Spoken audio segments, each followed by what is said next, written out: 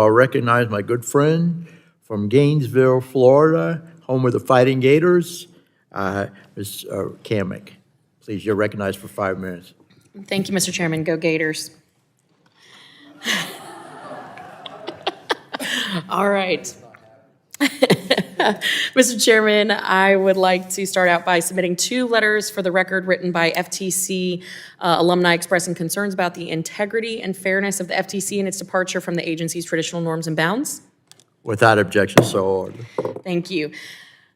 As I mentioned, these letters are both signed by prominent former officials of the FTC, and I would say that when FTC alumni are questioning the direction and integrity of the FTC, I certainly think that we here in Congress should as well. I would also like the record to reflect that neither of these letters have been responded to by you or your office.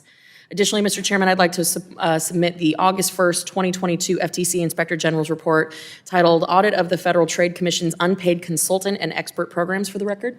Without objection, so ordered. Thank you, Mr. Chairman.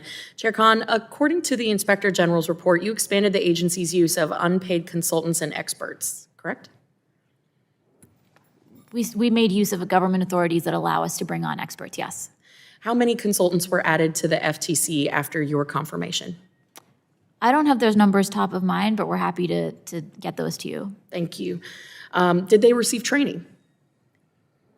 They received ethics training and ensuring that they were in compliance with all FTC's rules and ethics rules. Okay, perfect. According to your agency's press statement on the IG's audit, you defended the agency's use of unpaid consultants and experts by claiming that they fill, quote, subject matter gaps. What gaps have existed during your tenure? Yeah, this is a great question, and I should note that there are existing authorities that allow us to bring on these experts for precisely this function. A lot of our work can get quite technical. It can require deep industry expertise, especially as we're doing our work in digital markets. It can require expertise to understand how these technologies are working. And so we were able to bring on, for example, experts in AI technologies to help us make sure that our work in this area was fully informed by the latest best practices and the latest industry knowledge. Perfect, thank you. Who did these consultants and experts report to and how frequently? So it would depend on where they were brought on within the agency. We had some experts that were brought on within the Office of Policy Planning, and so they would report to the director of that office. We had some experts brought on to the Bureau of Consumer Protection, and so they would be reporting to the respective managers there. And did your staff keep you informed about the work of these consultants and experts that were doing work on behalf of the agency? Yeah, as a general matter, these consultants were being plugged into existing work streams, and so as that work was coming up to the commission, we would see their contributions there. So I would like to get copies of the communications from these consultants to you and your office and your staff. Could you provide that to us? We're happy to work with your team to see what we can make available. I would hope all of it would be made available. Now, under your helm, how did the agency define consultant and expert specifically? What criteria did the agency use in recruiting these consultants and experts? As a general matter, when we're looking to bring on experts, we're doing so because there is a specific function for which we need their expertise.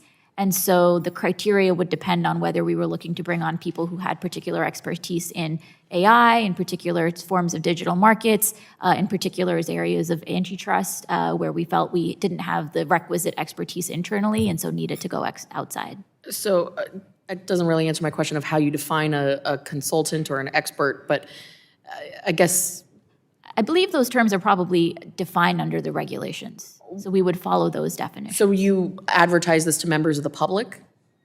As a general matter, we have the authority to identify specific experts that we want to bring on board. There are no requirements. There are no requirements under the regulations. You did not publicly advertise these unpaid consultant positions to the public? Correct. You did not, okay.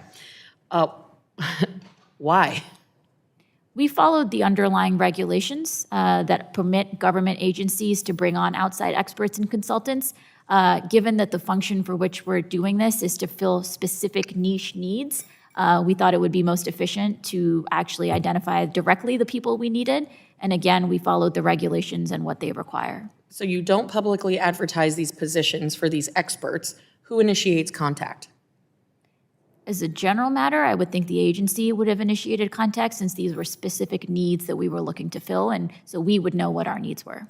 Seems like it's ripe for an opportunity for fraud or corruption or finding people who are willing to execute on a political agenda. But did you receive approval from the FTC's Office of General Counsel ethics team to do this? Yes, the ethics teams is always involved anytime we bring new people on board at the commission. And you will be willing to provide the written approval to this committee? We're happy to provide you whatever materials we have available in this area. My time has expired, Mr. Chairman. Thank you, Chair Khan, for being here. Gentlelady yields back.